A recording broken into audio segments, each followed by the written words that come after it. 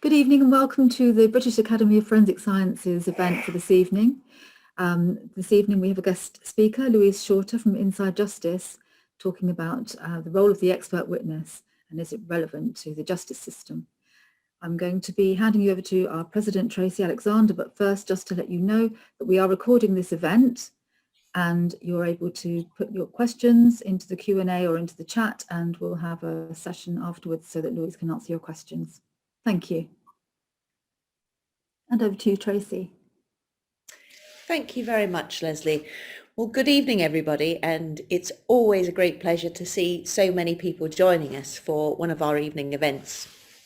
We're really lucky to have Louise Shorter with us this evening. I first met Louise in about 2010 when she approached me to ask about the laboratory where I worked at that time, whether we could do some retesting on a case that she was investigating as a potential miscarriage of justice. And from then on, I've had the pleasure of working with her on some really high-profile cases, and I think we've made some great strides. She's going to tell you a little bit about some of the problems that we encounter, but I hope that you will engage in as many questions at the end of the session as you can, because Louise is the person that I know who's most passionate about this particular area of the criminal justice system, and her enthusiasm and knowledge are second to none. So I am very grateful that she's agreed to speak for us this evening. Do have a think about the questions that you want to ask at the end, and we'll make sure we've got time to engage in some discussion. So thank you very much, Louise, and over to you.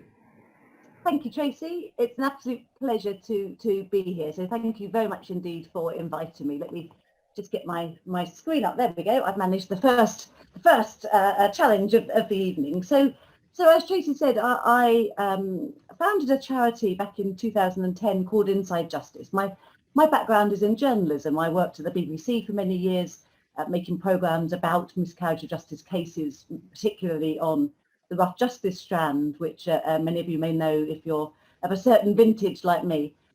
So I'm going to talk you about through the work that we do Inside Justice with a particular interest in how wrongful conviction cases work with experts. And now I'm looking a little confused because I'm not able to move. Here we are. Second slide. So when I thought about what would be of interest to you folks here at BAPS, I was reminded of the quote that came from this man, Michael Gove, who gave a comment a few years ago now to say that people in this country have had enough of experts, which I hope he eats those words every single day subsequently, particularly since we've all relied on experts around the globe since the pandemic. But I just wanted to really think about the role that experts play in the criminal justice system, because my sort of overarching sense is that they are not used as well as they might. So a little bit of background, first of all, about Inside Justice. It's a registered charity. We work solely on cases where individuals claim, they write to us from prison and they say that they are innocent of the crime they've been convicted of. And our work is to really objectively assess whether or not there is something new which could be done now, whether that's offering expert evidence or legal advice, which would help them to work through their case. And to do that, we have a very small paid staff team and a much bigger advisory panel of experts, which gives their time completely pro bono for the good of the cases. And I think all of these people, I expect many of you will recognise some faces here, but I think all of these people give their time because they are really committed to justice and fairness and believe fundamentally that that to be convicted of something you haven't done is an absolutely terrible thing. And if the only reason that somebody can't challenge that is because of difficulties with legal aid funding, because they don't have personal wealth to be able to pay for something to be done, then there ought to be a solution and a way past that. So this advisory panel of experts is just an amazing body of people that comes together to make sure that each of their areas of discipline, whether that's the law or forensic science in whatever area it might be, is represented properly in the criminal justice system. So this is what we do. As I've said, we investigate cases. We also really take a lot of our casework and think about how the system more generally could be improved. And so we are if we see that there's a particular problem or issue that has come up in one of our cases, then we try and deal with that on a systemic level. And we've been doing that most notably over the past 2 years to do with evidence retention. What happens to material? Is it stored properly? Is it released appropriately for new tests post-conviction? So if by the end of all of this you're thinking, wow, what an amazing organisation, and I really hope you do end up thinking that, then these are the way that you can help us. And it's, you know, I don't want to labour the point, but charitable work is always difficult. It always has been. Doing any kind of work on behalf of prisoners or areas of expertise, the law or forensic science, has always been difficult and always has been challenging, but never more so than in the last year or so, when many charities are going to the wall. So if you see any of these things and think, yes, you know, I think I do know somebody who might be interested, who could help, then please do get in touch and let us know. So an expert, the role of the expert has been really well set out in the case of Turner, which is really sort of describing why we should be allowed to have an individual, the only category of individual who can go into a court and into a case and provide an opinion, unlike anybody else. So this is what an expert is doing. It's somebody who's got information or knowledge outside of the experience of the judge and jury. And if somebody is expert in terms of whether they're qualified and competent, and whether the area they're talking about is relevant and suitable, then an individual can go in. So go in and give that opinion, and that opinion evidence can really affect the outcome of cases, which I'm just going to talk through. So I just really wanted to sort of take you through a few cases that have been in the miscarriage of justice world, that where expert evidence has had a really dramatic impact, for good and bad. And the first one that I really wanted to talk about is the case of Sally Clark, who you may well remember was a solicitor, and she was then convicted of murdering her two baby boys. And this was a really contentious area because of expertise, because the convictions were brought on the basis that these babies had this triad of injuries which indicated shaken baby syndrome. It's always been a really contentious area of medicine, but that was the sort of the basis on which the case went to court. And then you may well remember that there was a really very startling statistic within this case, in which somebody whose expertise was as a paediatrician, then when he was in court, became a statistician as well, and gave this really very dramatic, very headline-grabbing stat that said that the chance of there being 2 cot deaths in one family was 1 in 73 million to 1. The Royal Statistical Society pretty quickly corrected that, but you know, I would say that the damage was done, and that the conviction came in, and I think it's widely thought that statistic had a major impact on the progression of that case through the court. There was a question that was raised at the time by a member of the jury, who asked during the trial whether there were any blood tests that could be relevant, and they were told there was nothing that was of relevance. So the case carried on. Sally Clark was convicted. It was referred by the CCRC. I'll explain more about the CCRC in a bit. And what that review basically found was that there was a major disclosure problem in the case. So there's a duty on the police and the prosecution to disclose anything to the defence when you get to the stage of the trial which undermines the prosecution's own case or assists the defence in some way in their case. And that's really about sort of trying to level the playing field as you get into the trial process. And that hadn't been done, and there was actually evidence of an infection, a bacterial infection, on the second baby, which put a very different light on why what had happened to those babies and whether there was natural causes for them. So ultimately, in that case, Roy Meadows was struck off, although he was subsequently reinstated, and the pathologist in the case faced a serious professional misconduct charge, because his lack of disclosure really led to the wrongful conviction. But it was a tragic case, and one which most people have heard of to some degree, because you know, the impact on the family was obviously immense. Family who were going through a real trauma, to then be convicted of that. And then, to make matters worse, Sally Clark died within 4 years of being released.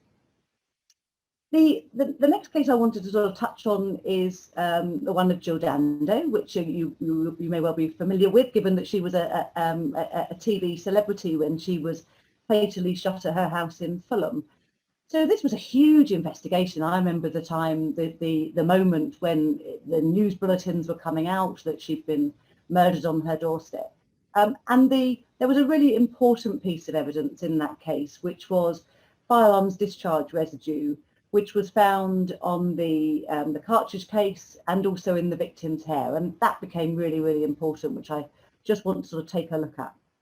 So Barry George was the guy who was ultimately convicted of this murder. He was a local man, lived in the area. He fitted the description that witnesses have given of somebody who was sort of seen leaving the street at the time of the murder. His flat was searched pretty much a year later, and there was a coat which was found in his flat. And a forensic examination of that coat revealed that there was a single particle of firearms discharge residue inside the right-hand pocket. A year later, remember. But that single particle matched the cartridge case and the FDR in the cartridge case and the victim's hair. And so that was obviously became really significant. He denied knowing Jill Dando, denied ever meeting her, but it went to trial. And so, as I've mentioned, the different strands of the evidence that got the case there sort of fell into 4 key areas. One was him being identified. He was picked out of an ID parade at being near the scene 4 hours beforehand. He was said to have lied in interviews about his knowledge of Jill Dando, and there was a suggestion, a claim that he was obsessed with her. But actually what that really ended up being was that he had a series of newspapers in his house, as I'm sure all of us do. And within those newspapers, there were just a really pretty small handful of articles which were about Jill Dando, which was hardly surprising given that she was a national icon at the time. There was also claims that the prosecution said that he tried to create a false alibi for himself. But the single most important thing was the similarity of that firearms discharge residue, which was in his coat pocket, that single particle, and was the same type as found at the murder scene. So he was convicted. He was described as being unpredictable and dangerous, and it was a premeditated act, which actually didn't fit at all with the man that his friends and family described of him, really not being a kind of together, sort of person who would be able to carry out something with this kind of almost military-like precision to it. The appeal went forward, but it really focused, that first appeal, on whether or not the identification evidence was reliable. It touched on the firearms discharge residue, but it was really about the identification, and it failed. The appeal on that basis didn't get anywhere at all. So, and what the court basically said about that was that most of the appeal was about the identification, and the evidence then that was also about the firearms discharge residue. There were 2 experts at the time who said that actually the discovery of that single particle was significant, and that was a major hurdle for that first appeal. The CCRC, the CCRC is the taxpayer-funded body which investigates claims of innocence. Once a case, an individual has used their one automatic right to appeal. So anything past that first stage has to go via the CCRC. So they began an investigation, and there was then this one really important piece of ground that went through to the appeal. And that was that there was new evidence which really called into question the veracity of that firearms discharge residue. So I just wanted to sort of take a bit of a closer look to sort of understand really how that changed. There was guidance was being drawn up by a forensic science service, as was expert or had been at the time, and that was really looking at how an expert should evaluate a finding. You know, how does an expert say whether or not this is a strong finding, or if it's weak or moderate support for a particular proposition? And the guidance that was being drawn up was really looking and saying that there should be two rival propositions should be examined. And you know, one was that the evidence should whether the evidence should form part of the prosecution case, and it did occur in the way the prosecution said, and the other was that the event didn't occur, and whether or not that made a difference to the evaluation of that opinion evidence. So what had happened was that Ian Evatt, when he was doing his drawing up his guidance, he knew about the firearms discharge residue in the Giordano case, because it was a big case, high profile, people were talking about it. And then as he understood it from the expert who was giving evidence at the time of the trial, he understood that the FDR evidence was really neutral. It really didn't sort of say categorically or very strongly at all whether or not the discovery of this single particle meant that Barry George was likely to be involved in this case, and that wasn't the way that it was being reported by the press. And I don't think that's purely because, well, it wasn't purely because the newspapers were putting a kind of simplistic spin on it, because they were reporting as the evidence had come across during the time of the trial. So there were then conversations that came about in terms of, you know, how come the experts, when they talk about it, think the evidence is neutral and isn't really telling us anything that strongly, and yet at the trial it seems to be taking on great significance. So the alternative propositions that were then sort of put into practice that were being drawn up from this guidance was basically Barry George was the man who shot Giordano, and Barry George was not the man. And what all of that came down to ultimately was that the evidence was neutralised, that the discovery of that single particle in Barry George's pocket didn't really say whether or not it was going to make him more likely to have carried out the murder or less likely. It could have equally come from some extraneous source. And that had come, there was some work that had been done which was looking at whether you could get FDR particles, gunshot residue particles, from other sources. So I know that one of the studies involved taping bus seats, public transport seats, or bus or tube, one or two, to see whether or not you might get some of these particles just generally in the community, and they found that there was. And so you couldn't necessarily say that the discovery of just that one single particle was strong evidence that he was involved in the murder. So that made that guidance gave the court and the criminal justice system the opportunity to say this is legally new. If you're going to try and appeal, whether you're going to the CCRC or you're going directly to the Court of Appeal, whichever way you're trying to get there, you've got to be able to satisfy the court on why this isn't being used before. Why now? There is a great emphasis is paid to the principle of finality by the criminal justice system. The Court of Appeal gets particularly concerned about the principle of finality, that the trial is the place where the best case should be put forward. So what you have to do is you have to be able to really satisfy why now. The court doesn't want bigger and better and shinier experts that are coming up with something different. They don't want the opportunity for a defendant to strategically come up with one defence, and then if that fails, to have an appeal on a slightly different basis. So you have to be able to satisfy the court that there is something happening now, which means that we can only look at it now, and why we couldn't do so at the time of the trial. And so that was the beauty, I think, of the guidance being written, was that the court, if you read the Court of Appeal judgment, there isn't really a question about whether or not this is legally new, even though the experts at the time, Ian Evatt was on the reporting of the trial, even though he was concerned that this wasn't actually the way that he understood the evidence to be. the fact that there was the new guidance allowed the Court of Appeal to really not be too concerned about that and just accept it as being legally new. So the CCRC commissioned two more experts who also basically agreed that the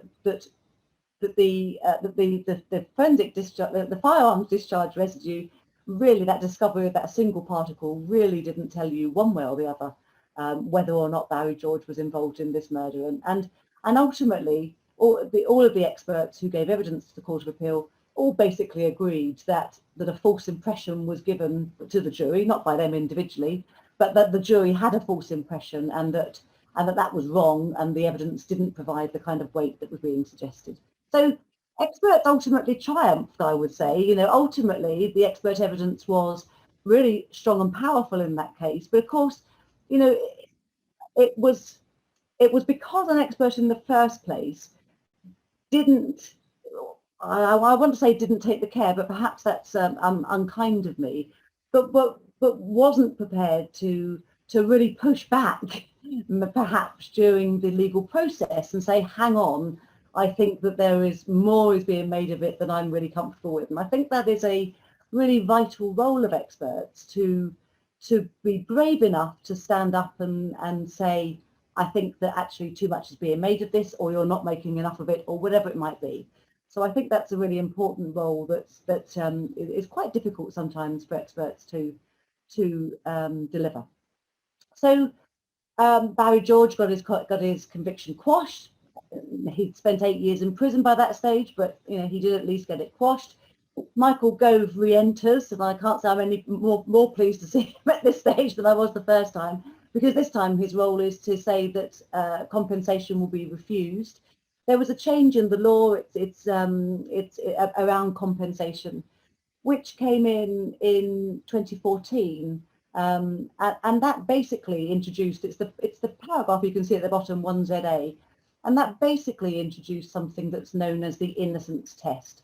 So if an individual has their conviction quashed, they may have spent a year in prison, 10 years, 20 years, it doesn't matter, however long they've spent, but they get their conviction quashed, they now have to satisfy what's known as the innocence test. So you have to be able to show that whatever the new fact is that got the conviction quashed shows beyond a reasonable doubt that you did not commit that offence, which is basically an innocence test. So the only way that you can do that in most practical circumstances is if somebody else is convicted. Otherwise, it's very hard to see how other people would be able to satisfy the innocence test. Another injustice within this world. So the next case I wanted to look at is one that we're working on actively inside Justice just at the moment, and we have been for a couple of years or so. And this is a case where I think if only the criminal justice system would allow experts to be expert and provide all of the fantastic knowledge and information that I know they have for the benefit of the criminal justice system. And there was a real reluctance, I think, in my view, for the criminal justice system to do that. So this guy, Seema, was fatally shot and stabbed to death in his flat in northwest London. 6 gunshot wounds to the head, 4 stab wounds to the back of the neck. No sign of forced entry. He was in his pyjamas. Hot drinks had been made for 2 people. Large amounts of cash that was untouched in his flat. And really enticingly, blood-stained knives handily left in the sink. One with the blade that's been bent to 90 degrees, which, you know, you think may well have been involved in the murder of this man. This is the guy who applied to us, Lumi. And the prosecution said that he had debts, that he owed the victim a sizable amount of money. Lumi denies this, and you know, the evidence isn't super strong, but and he certainly had been at the victim's flat on the morning of that the murder took place. But he said he was there, everything was fine, left, you know, nothing to see here. So he'd gone to the flat in a hire car. And there's CCTV footage of a car which could be his, would be quite useful if we could get hold of the material and show categorically that it is his. There were some things there were gunshots that were heard by a neighbour, and there was a sighting of 2 men leaving the flat which doesn't fit with Lumi, but so there was other information which was quite useful. The other thing that's also quite interesting about this case, and which I think gives us a little bit more of encouragement to keep going and trying to get stuff, is that his phone, Lumi's phone, was used almost a half-an-hour drive away from the murder scene, which would make it very, very difficult for him to actually to be involved in this murder, to be in both these places. So he was convicted, and in this case, thinking back to Barry George's case, in this case there was again a single particle of gunshot residue evidence, a different type, but a single particle again on the door handle of that car, and also a single particle on the passenger seat. Now you'll remember that the guidance that came from the Forensic Science Service was that you can put no evaluative opinion on such a low level finding of gunshot residue, a single particle in each of those places. But the judge, so the expert, can't give an evaluative opinion on that. Not allowed to, not able to, because that's what science tells the expert. However, the judge sort of leaves it for the jury that they can consider that if it's to support that other scientific evidence. So he's saying that you've got this one particle in each case. We also know there's some other forensic evidence in this case. One part is that the shell casing was found in the drain, which was quite near the flat, which Lumi would have walked past. I mean, I have to say he parked outside the street where the murder took place. So the murderer would have walked past there too. It wasn't a place that was exclusive to Lumi, but nevertheless, that was one of the supporting areas. And that the other one was that the gunshot residue, that single particle, was found in the passenger seat in which he said he'd sat. So there's a curious thing, I think, in this case, that where an expert has said, I can't give any kind of evaluation of that, but the jury is allowed to hear that evidence and make of it what they will. There was an appeal that was launched on that basis, that how can you have both of those things working in tandem? That was dismissed. And then there was an application to the Supreme Court, which was basically asking for a sort of a clarification on a point of law. And that was this question here, which was basically whether or not a scientific or technical finding should be allowed to be in court if an expert, him or herself, is unable to give any kind of evaluative opinion of it. Now, there was the Supreme Court action was refused. It was before we were involved in it, but it was denied, and most frustratingly, it was denied and refused without any explanation, any reasons.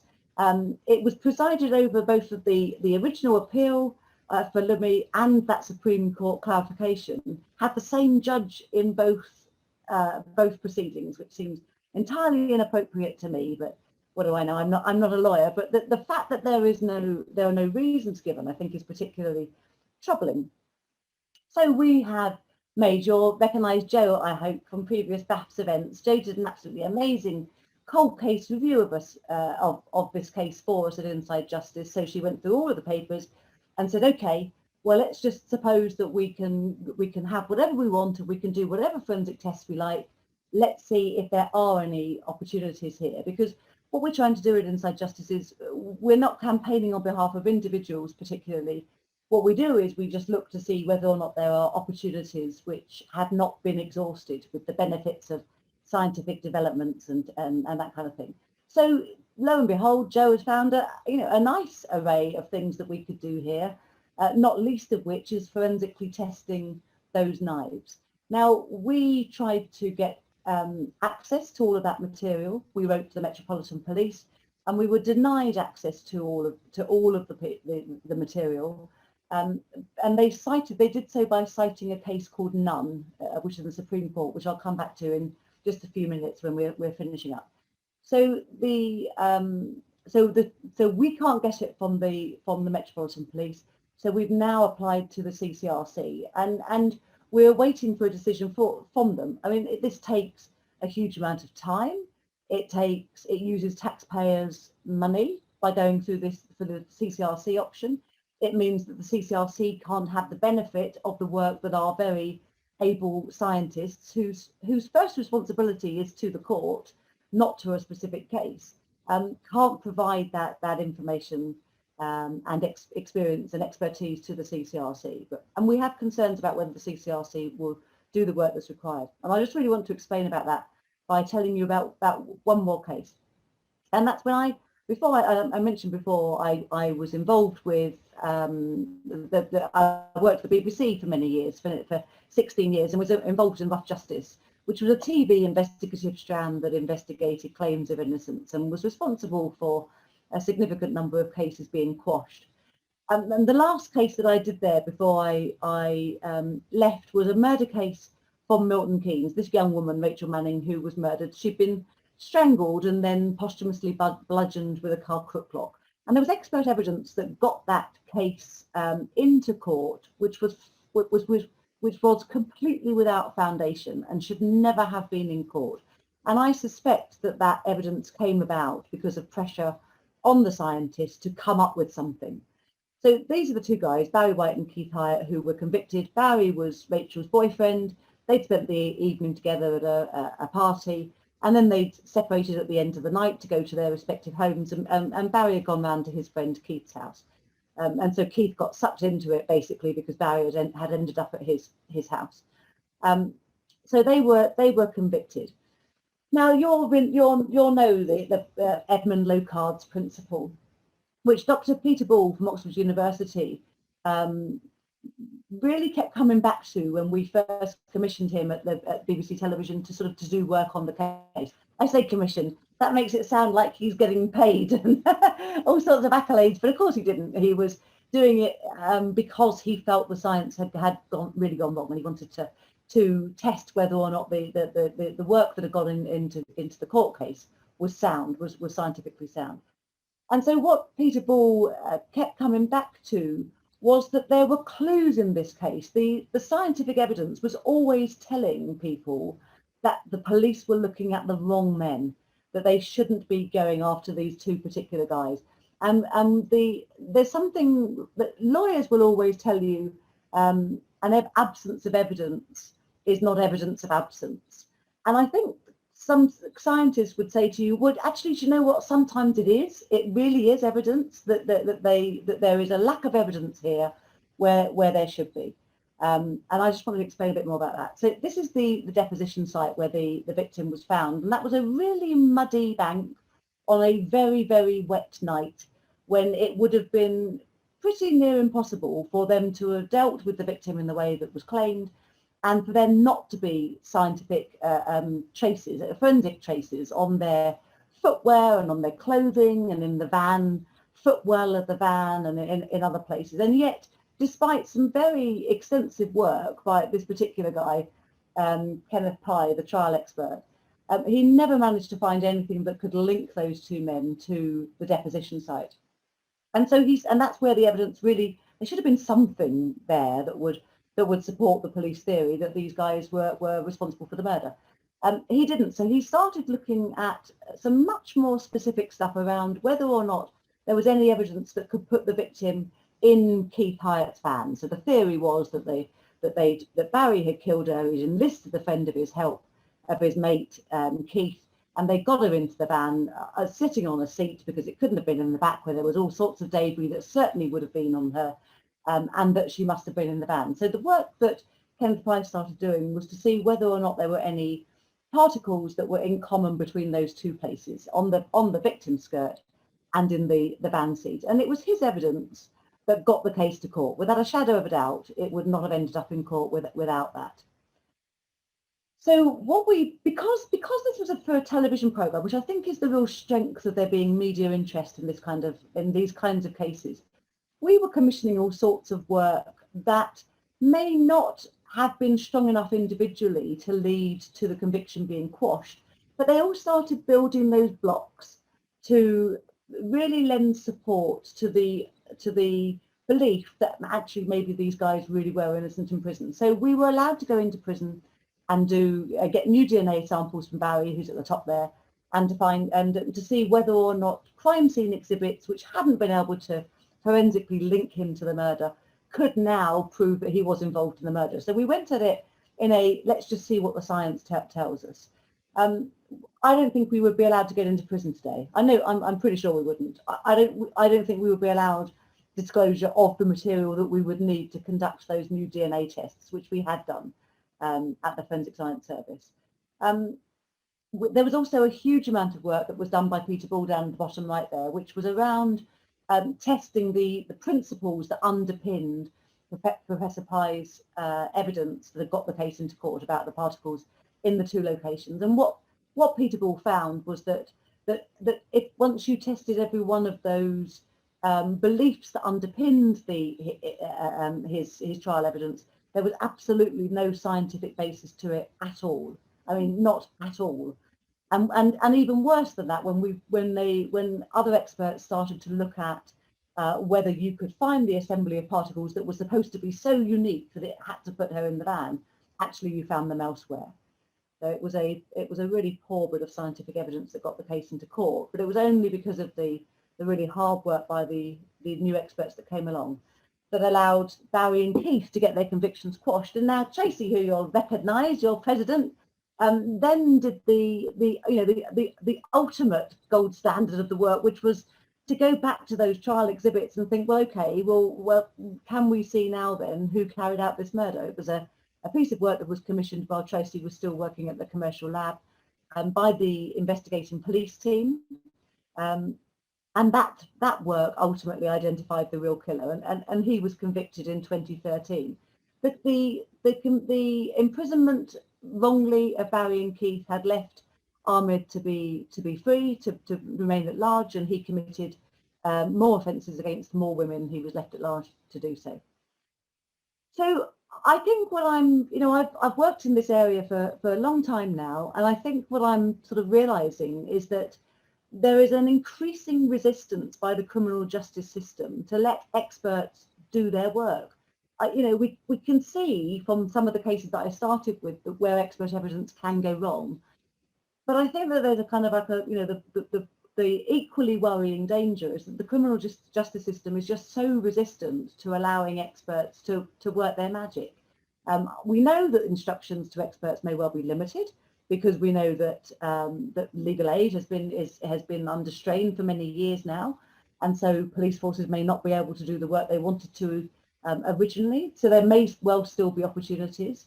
That kind of work historically would have been taken on by a legal representative or by the media, and we don't get those now. We don't get those opportunities now for two very clear reasons. And one is the Supreme Court decision in Nunn that I mentioned before, and one is also to do with limitations on our state provision, which is the CCRC. So Nunn, just very briefly to wind up, the Supreme Court case of Nunn, it's a Suffolk murder case. And when Kevin Nunn was convicted, then post-conviction, he wanted to get hold of material, and his then legal team tried to get hold of, and they were refused. And that went all the way up through the different courts. And ultimately, the Supreme Court judgment included information, judgment, quotes from the judges that supported the notion that material should be disclosed to people other than the police or other than to the CCRC. So the Supreme Court judgment set out that it is right and proper in circumstances for some material to be handed over. Not everything, all of the time, because of the principles of finality and all the rest. But in certain circumstances, it should be handed over. And yet that judgment, I'm sorry to say, has been interpreted by many police forces in England and Wales to say that they no longer can hand over anything to anyone other than the CCRC. And some police forces have used it as something to hide behind as justification for not handing something over. And that's a real problem. And that becomes a problem because the state provision, the CCRC, has issues with funding, as all state bodies do. Although I tell you, what I could do with £6 million, which is their annual budget, would I think transform a lot of cases. So funding isn't the only issue here. The main issue is that for me is that the CCRC does not have the expertise in-house to be able to know what to do with cases in terms of using expertise. The CCRC would deny this, of course. The CCRC would say, we're doing a perfectly good job and we know which experts to go to, and we choose them individually depending on what the case demands. But I don't see how that can possibly be successful, because you have to have expertise at the first case review level, the case review managers, to be able to identify what could be done. And you have to be able to go to experts who are prepared to spend the many tens of hours or even hundreds of hours that will really push whether there is something in a case. And if you are only going to commercial providers, in which many skills have been lost, I'm sorry to say, such as, you know, the ability to use fibre evidence, for example, then you will not turn up the results. And I think the CCRC's own statistics on how many cases they have referred on using expert evidence over their entire 24-year history really demonstrates that better than anything I can ever say. I mean, this is the very limited number of cases in which they've turned something up from using expert evidence in 24 years, which seems really appalling to me. The final word, the all-party parliamentary group on miscarriage of justice has recently said something very helpful about experts. And it has said that the CCRC should consider an advisory panel. Look, I can see one that's there already in existence that would be entirely helpful to the CCRC. But I'm sorry to say that the CCRC is extremely resistant currently to the idea that it should have experts within its organisation. It stands by the idea that it deliberately does not want to employ experts because it would prefer to instruct experts on a case-by-case basis, which for the reasons I hope I've explained, I see real issues with. So there we are. There are contact details. I will leave that up momentarily, but I'm going to stop sharing my screen, hand back to Tracy, and see where we go from here. Wonderful. Thank you, Louise. And thank you very much for the flattering photo. It's a few years old now, but always appreciate it. Thank you very much. Thank you very much. So I've got a couple of questions, but let's go to the folks who have joined this evening who don't get the opportunity to speak to you as often as I do. So Meng Ao Yong, who's our immediate past president, has said that some of the issues that you mentioned are reminiscent of the Birmingham 6, for example. Particularly, that was a problem with DNA, in particular in terms of the forensic evidence. But also, he says, isn't this an example where police focus on narrow lines of inquiry? And I think you and I have said before that some of our cases have a few things in common, and one of them is that the police seem to have decided very early on where their lines of inquiry should take them. Does that carry right across all the cases that you have experience of? I'd say yes and no. Yes and no. I think it's inevitable that in any investigation, a team is going to sort of need to decide what are we focusing on, and you know, what is our work in logic and theory, and I think that's probably right and proper to a certain degree. The difficulty, I think, is when there's information or evidence which is not fitting that narrative and is ignored, and that certainly happened in Barry White and Keith Hyatt's case. I think the warning signs were there from very early on that it would have been almost impossible for them to have carried out the murder, and yet that was that they carried on relentlessly. I think there's a sort of a difficulty. The problem I've got is that the police force which investigates the case is that is the official owner of the exhibits.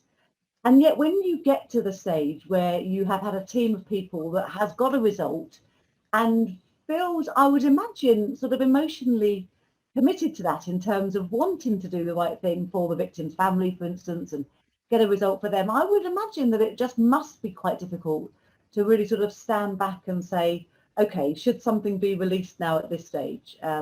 Should some new objective work? So I think it's very difficult that the decision on whether something should be released or not sits with the body that is responsible for the investigation.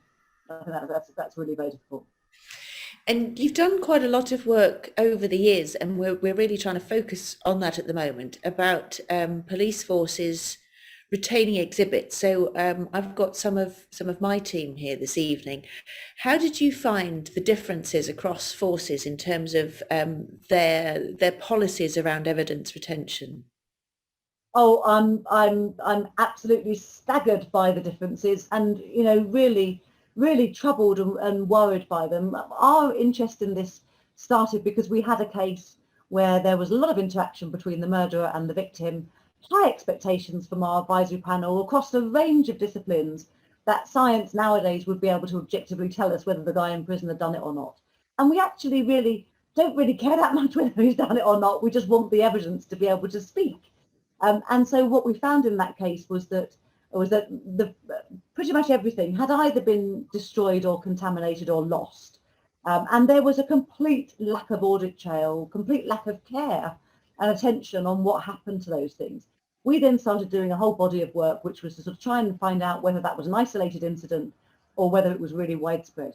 And we found that actually, so we issued a series of freedom of information requests to all 43 police forces to understand if there was an understanding within each force of what the legal requirements are. And it comes from the Criminal Procedure Investigation Act. There's a code of practice. There's some really helpful guidance by the National Police Chiefs Council. And in the first year that we issued the freedom of information request, only 2 police forces cited either of those 2 things. And then we wrote to the Home Office and we said, hello, we've got a problem here. Can you try and help us raise awareness about that? We know that they wrote to all 43 police forces and said, you will be asked again, make sure you get the answer right this time. And even then, only 8 police forces did so, gave the answers that we were expecting, that the law requires them to be able to cite.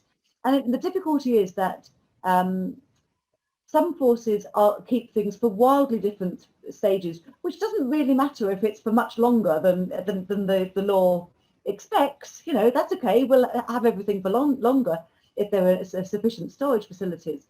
But where you've got forces that sort of have, in a completely arbitrary fashion, decided that they shouldn't keep the most serious category of crime exhibits until the person's released, they can get rid of it after 5 years or after 7 years. That's just completely random, which I think is decided on the basis of their own storage provision. So that's not a solution. What has to happen then is to say we've got a problem here in terms of storage. So the experiences from different forces are very, very different. But what we're trying to do is to work in a very kind of constructive and collaborative way with police forces to raise awareness. So to that end, we've written lots of articles in policing magazines. We've created a short video, which is on our website, which we hope police forces will get all of their staff to watch. It's about 4 minutes long. It's an easy, quick watch. It just sets out what everyone is supposed to do. We're working with the College of Policing to try and raise awareness. So any opportunities that people can think of or have that would say, yes, here, or you could put something in this, or you could give a talk about that, we'd love to do it. We've got one of our new members, a quality manager, who is with City of London Police, and she would like to know if you think that the advent of quality standards, so that's UCAS accreditation and conformance with ISO standards, has that helped, or do you think that will help improve evidence provided to court? I don't think I'm qualified to say whether or not it will help the evidence presented to court. I'm aware of all sorts of difficulties and concerns around it, but I don't really think I'm the person to speak about that. I don't think it would help us in terms of whether evidence is retained and whether it's retained appropriately in terms of, is it kept in a way that stops contamination? I would like to hope that those kind of quality assurance things do so, but I don't really know, to be perfectly honest. What would help would be auditing. What would help would be if the inspectorate had some kind of mechanism to find out whether or not police forces can find stuff if they need to. We were really helped by the Chief Constable of Surrey Constabulary, really great man, Gavin Stevens, who gave an interview to us as part of our little video that we did. And he was saying that at one point in their constabulary, they'd needed to find a lot of exhibits for the deep cut inquiries, and that had been really difficult because stuff had been lost, because everything is difficult in terms of storage and the like. But he was saying that they'd needed to deploy frontline officers to go and find stuff then, and that was just such a waste of resources. So if there was, I don't think anybody currently has any kind of handle nationally on whether or not evidence is being stored and retained as it should be. And if it isn't, the Court of Appeal can't do its job. It's as simple as that. There's a legal requirement to keep stuff because the Court of Appeal might need it. If there wasn't that legal requirement, everyone could just get rid of everything. But they don't, because the Court of Appeal needs it. So if there is a legal requirement to keep it, there ought to be some sort of process that tests whether or not it's being done properly. Je concur. One of our Executive Council members, Nigel Eastman, who you've worked with before. So Nigel, you have your hand up. We're going to unmute you so you can ask your question directly.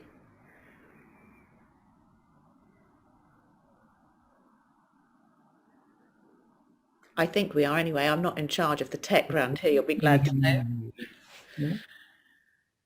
Nigel? Are you able to hear me now? Yes. Yes. Fine, okay. Let me say, first of all, I've drunk a glass of red wine, so I don't know how coherent this will be. My first point is to note that one of my mentors was one of the first members of the CCRC, which is Dr. James McKeith, who was actually employed, he thought, because of his expertise. And I note that a lot of the CRC cases, in fact, were psychological evaluation cases. I put that. That's really interesting. I'd like to come back, just comment on that if I may, Nigel, because I think that's a really interesting point, because I think the CCRC, when it was first established, was a challenging, inquiring, robust organisation that tried very proactively to find something in a case that might really objectively progress it. And I agree with you entirely around the number of cases that were to do with psychological and psychiatric evidence. Far bigger category than any other.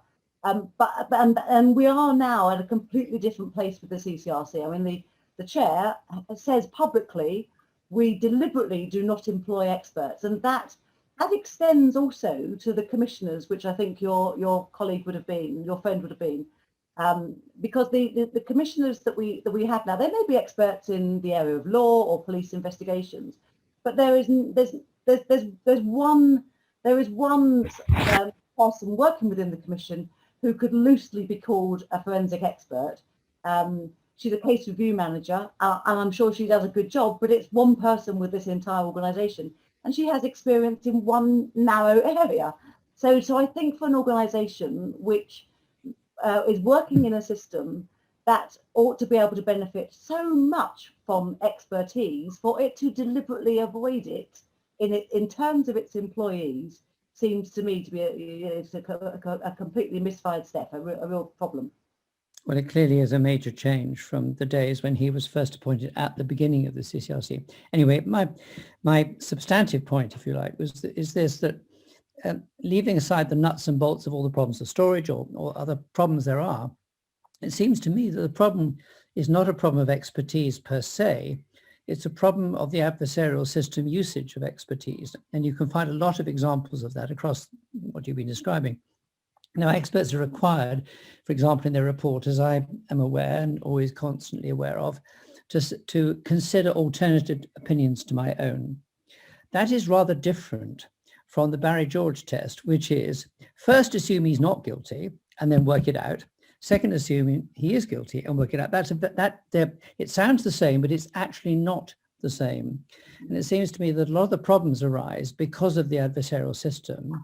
And I mean, Tracy mentioned earlier, the problem of, if you like, coming to a view and then finding something that fits it, evidence that fits it. An awful lot of the problems arise in that way. So the problem is not in expertise. The problem is, it's a rather broad brush point, but the problem is in the adversarial system usage of expertise. I'd be interested to know whether, for example, in investigative judicial systems, for example, in France, whether they have the same problems or not. I don't know if you know anything about that. Yeah, I'm not sure I do know. I mean, I've got an idea, but I don't think I can really say with confidence whether or not they're the same problems. I think that I mean, I agree with you. I think the adversarial system is a major part of the problem. I do also think that there have been issues with expertise in some of the cases that I mentioned earlier. Certainly the Barry White and Keith Hyatt one. In you know, when an expert went way over and above what the science was actually ever allowing him to do. And I don't know, I think he did that because then I presume there was pressure on him to come up with something. You know, well, Barry George was thought to be a very odd man. And no, I'm not talking about Barry George. I was talking about Barry White and Keith Hyatt. I'm so sorry. I beg your pardon. Yeah. Yes, well, I know. And okay. In Barry George, you may well say he was thought to be a very odd man. And they pursued him in terms of him being an odd man and finding things to fit that, the theory that he'd done it. Absolutely. But the difficulty was in that case, though, I think that I mean, I don't, you know, I am conscious of the fact that when Ian Ebbett sort of stepped up and said, I think there's a problem here, that was at the trial stage. And so it did mean that even at that stage, it was known that this evidence was being portrayed at the trial in a way that the scientists privately didn't think it had the ability to be. And so I think there's got to be some confidence, I don't know, pushback, some boldness from experts sometimes to say, hang on, I don't think we can say that much. I don't think we can go quite that far. I think it's difficult. I understand the pressures, but I think there's a danger if people don't do that. Then it seems to me that the sort of the experts and the law don't talk to each other very well, and that the less talking there is, the easier it is for something to go really wrong. Whether that's because the law is adversarial and science is investigative by inherent nature. I'm going to jump in there and just ask our organisers here, Alvaro and Leslie. We've got one more hand and one more question. Can we stay for 5 minutes? Yeah, I think that's fine because we've got some comments and somebody else has put their hand up. That'll be Indeed. That's okay with you, Louise. That'd be lovely. All right, just for 5 more minutes. Thank you. And thank you, Nigel. And you're absolutely right. I just don't think that even Louise and Inside Justice can't change the adversarial system, unfortunately. But maybe we're working on it. Maybe we are. So we have a disclosure who would like to know. Sorry, we've got so many questions now, I've lost it. If there was evidence during a trial or that came up as part of the investigation that led away from the suspect, why doesn't that come up in the disclosure process? Why is it only discovered after conviction? Oh, well, because of failings with disclosure. I mean, I think the disclosure failings is the single biggest cause of wrongful convictions currently. You'll be aware, I'm sure, of the National Disclosure Improvement Plan, which came on the back of the Liam Allen and other cases where disclosure failings have been. So I think it should be disclosed, but sadly it's not, for a whole host of reasons that are to do with training and resources. I'm sure, but and also, you know, I think we've got a squeeze at both ends. I think there is a squeeze on police and their resources and the amount of time that should be given to deciding whether something should be disclosed or not, whether training is given appropriately, so that those making decisions around disclosure are fully aware of their responsibilities. We've also got a squeeze at the other end, which is that lawyers who are being paid on legal aid now don't get legal aid funding to review unused material. So if something has been disclosed, it's going to be in reams and reams and reams of what's called unused material. So the chances for it not being handed over, I think, are quite high. There was a survey which was done after those awful disclosure cases, which one statistic was, I think it was 76% of cases there have been some sort of disclosure failing. You know, really staggeringly high, and that's what has led to all of the work that's being done by the National Police Chiefs Council and the DPP now. So I think we've got that kind of, you know, that double whammy from both ends, and in the middle of all of that, you've got individuals who very often have no experience of the criminal justice system, don't know when they should push back more against their lawyers to say, have you done this? What about that? You know, because they have no experience of it. So and then if we have a a situation, as we do, where material is not handed over to representatives post-conviction, then we've got a perfect storm where the material that's there that should have been disclosed in the first place can't even now be discoverable. One other thing I should just say about the CCRC is that the CCRC works to a standard where it has to satisfy its real possibility test. So it has to be certain that there is a real possibility the conviction would be quashed by the Court of Appeal if it was to refer it. And so what the CCRC does whenever you put a submission into them and you say, here's the case, here's all the stuff that we want, that we think should be looked at and reviewed, with each of those things, it needs to be satisfied that the best case scenario result for each of those things could lead to the conviction being quashed, which is a ridiculously high barrier. And we wouldn't have satisfied that in the Barry White and George Hyatt case.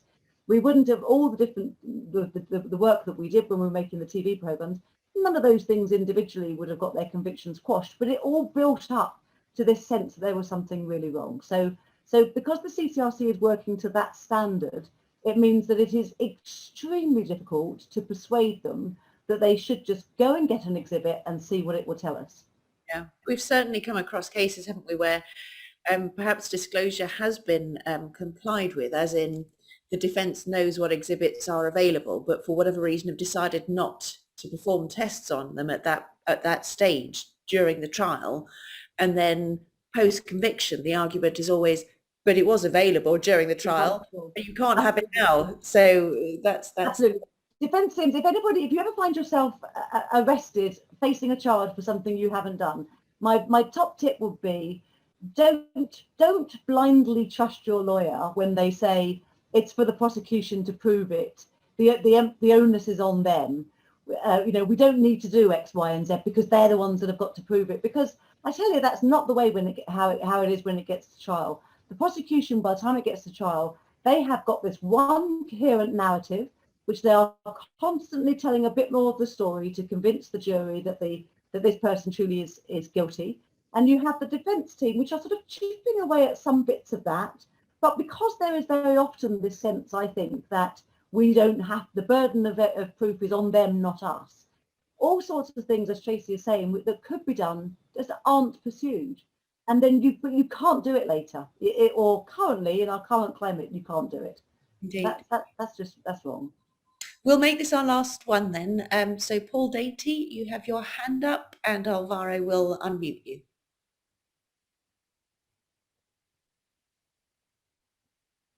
Hopefully, can you hear me? I can hear you. All right.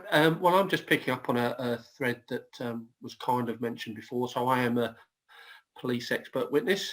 And I just want to ask you, is your feeling that there's not enough call for the demonstrable nature of our expert evidence being put before the court? And that's one of the failings, where we don't get the opportunity to actually put the value of our evidence before the court. It's just portrayed by the legal representatives or advocates.